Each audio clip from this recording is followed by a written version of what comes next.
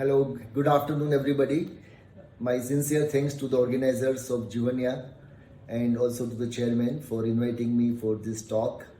I will give a brief introduction about myself and also about little background in homeopathy before I give my thoughts on the policy related matters.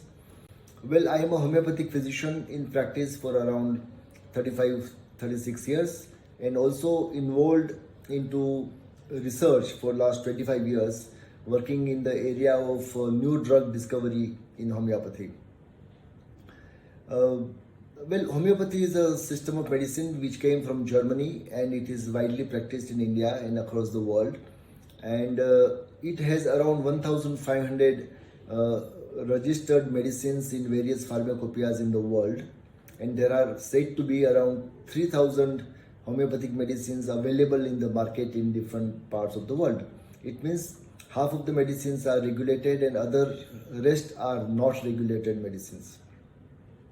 Besides that, I must also say that most of the homeopathic medicines out of 1,500 were introduced to the profession in the almost 100 years ago. So in last 50 to 70 years, there are no major or hardly any major new homeopathic drugs introduced in the system. This is very important and I'll tell you why. No major drugs from India have been introduced systematically in homeopathy. Of course, the government of India, the division of CCRH, has introduced new drugs in homeopathy, which are partly available in the market and which have not undergone probably certain regulatory approvals as what the approval bodies are asking as on today. So all in all, since there are no regulations, there are no new drugs developed much in homeopathy. That's the reason there are no regulations in place. And as there are no regulations in place, the new drug discovery is not happening much in homeopathy. And that is a very serious matter for any science, medical science, or any system of any medicine. Having said that, I would highlight that last 20 years I've been working on especially a particular segment of new homeopathic drugs called Nozzles. Nozzles are homeopathic medicines prepared from biological materials such as bacteria, virus, parasites, tissues, etc. So they may be compared in a way like vaccines. So both the homeopathic medicines and nozzles and vaccines actually all are based on the principle of similia, the law of similars.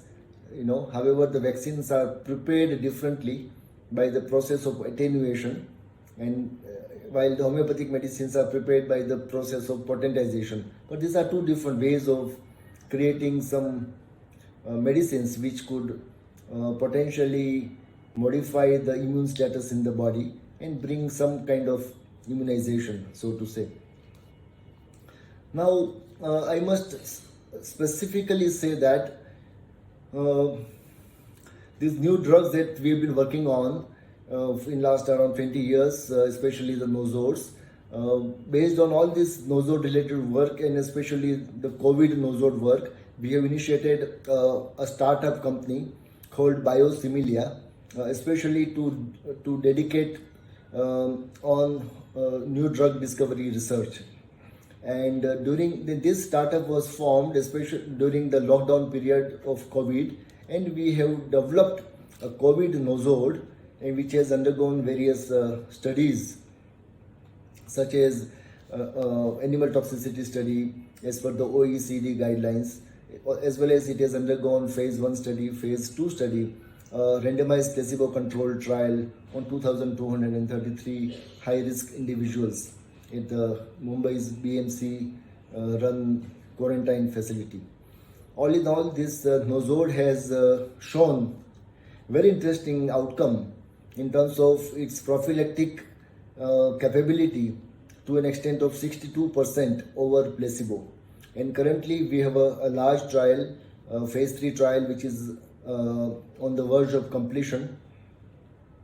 Meanwhile, this drug has been supported by the Ministry of Ayush for a proper review by the Ministry of Ayush itself, as well as with the help of CDSCO, FDA, NIV, and other experts. After having said this, last almost 9 to 10 months have gone into the review process of the COVID nozzle, and they have not been able to regulate this nozzle only because of some lack of regulations in place for homeopathic medicines. See, in the absence of the specific regulations of new drugs for homeopathic medicine, now we are compelled to utilize the conventional guidelines for new drugs. So now we come to the point of NDCTR. So there is an NDCTR, new drug clinical trial regulation. Now these rules are made essentially for the conventional medicines, and they are kept based on the on keeping in mind especially the safety aspects of chemical based conventional medicines, and of course the efficacy. So now this NDCTR cannot be imposed on the new drug discovery for homeopathy, because homeopathy has a very different format. Homeopathic medicines are essentially prepared in a potentized form, which has highly diluted substances which retain no toxic material in certain potency after say 6C or above. So blind imposing of NDCTR for developing homeopathic drugs, as well as blind imposing of certain efficacy guidelines such as GCP guidelines for efficacy, are not exactly suitable to the homeopathic drug discovery.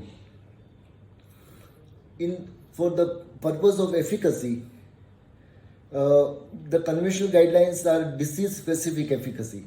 So GCP guidelines are suggestive of examining a medicinal substance for its efficacy against a particular disease, which could be say COVID or cancer or HIV or something else.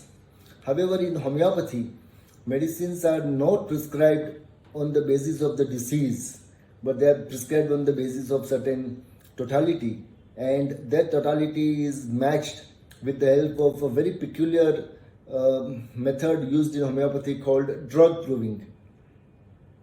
So essentially, in order to introduce any new homeopathic drug, even as per the Homeopathy Pharmacopoeia of India, that is HPI, the regulations say that a good quality drug proving is required, and with this drug proving, if you are able to also show certain efficacy, then based on that, a new drug approval could be done. So homeopathy new drug discovery requires a modified version of NDCTR. It requires a very specific, well-defined guidelines which should be specific to and which should be in tune with the homeopathic philosophy and the homeopathic science.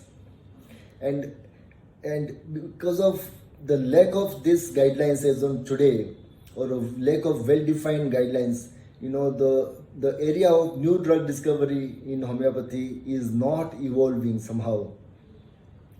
And I must say this from my personal experience, that for last so many years I've been working extremely hard to bring and introduce and also to modernize some of the old nozzles that are existing in the homeopathic field for almost 140 years.